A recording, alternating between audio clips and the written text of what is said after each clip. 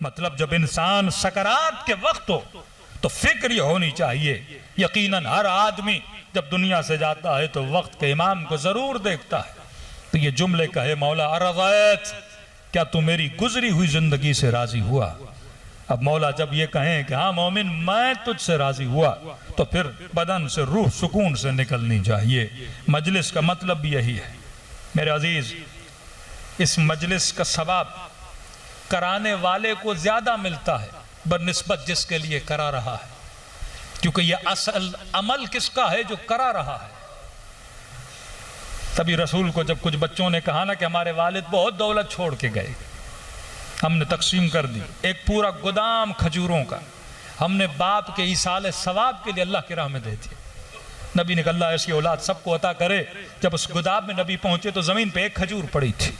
رسول نے کھجور اٹھائی اور بڑی حسرت سے دیکھا کہ جتنا تم نے دیا ہے اگر زندگی میں خود ایک کھجور دیتا اس سب کے ثواب کے برابر تھا.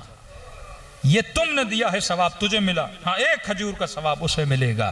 تبھی فرمایا جب تک زندہ ہو خود عمل کر کے اپنی آخرت بناؤ.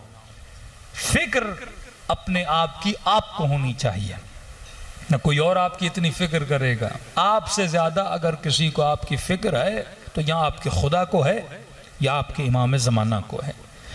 ان دو وجودوں کے بعد اگر کسی کو فکر ہونی چاہیے وہ آپ کو ہونی چاہیے. دنیا میں عمل کرو، فرمایا یہی عمل آخرت کا توشہ ہے. خالی ہاتھ نہ جاؤ. آج کسی عقل مند سے پوچھو یہاں سے پیدل کوئٹہ جاؤ اور 4 روٹیاں جیب میں رکھ کے جاؤ تو ہر آدمی کہے گا 3 دن سروائیو کرو گے، اس سے زیادہ نہیں. برزخ کا سفر انلیمیٹڈ سفر ہے. فرمایا وہاں پہ توشہ ہونا چاہیے، وہاں پہ روٹی ووٹی کام نہیں آتی میرے عزیز. اس زمانے کا توشہ عمل ہے. یہ 24 گھنٹہ سمجھو عمل کی فیکٹری ہے. بندہ سوتے ہوئے بھی عبادت کر سکتا ہے اگر معصوم کے فرامین پہ. اللہ کو راضی کر کے سوگی بھی تو یہ سونا عبادت ہے.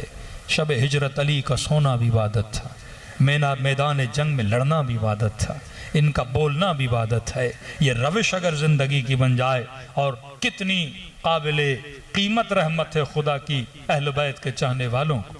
پوری کائنات میں لوگوں کے پاس ایک آنسو کی نعمت ہے. شیعوں کو خدا نے 2 آنسوؤں کی نعمت دی ہے.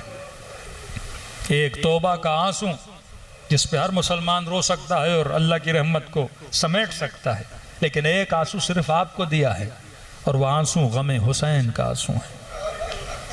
جب یہ 2 آنسو ملتے ہیں تو بندہ پھر ہور بن جاتا ہے. ہم کیوں صرف تاریخ میں جیتے ہیں؟ کوئی سلمان تھا، کوئی مقداد تھا. آپ بھی سلمان بن سکتے ہو، آپ بھی مقداد بن سکتے ہو.